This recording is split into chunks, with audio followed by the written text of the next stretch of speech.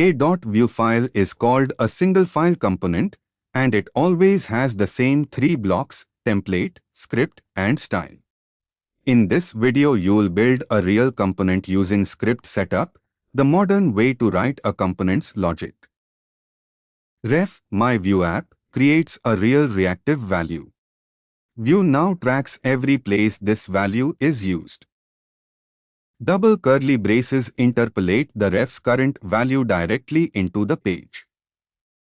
A second ref, count, starts at a real 0. This will genuinely change as the app runs. Vue automatically unwraps refs in the template, so you write count, not count.vuejs.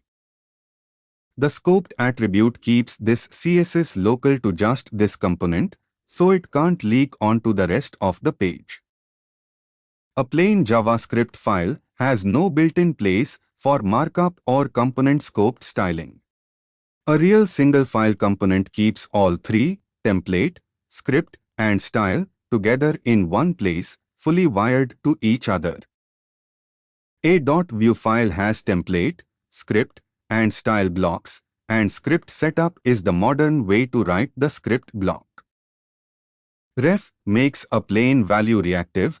Vue automatically unwraps it in the template. The scoped attribute on style tag keeps CSS from leaking outside that one component. Add a new ref in script setup and interpolate it into the template, then style it inside a scoped style tag block. Next, making text on screen actually respond to real expressions.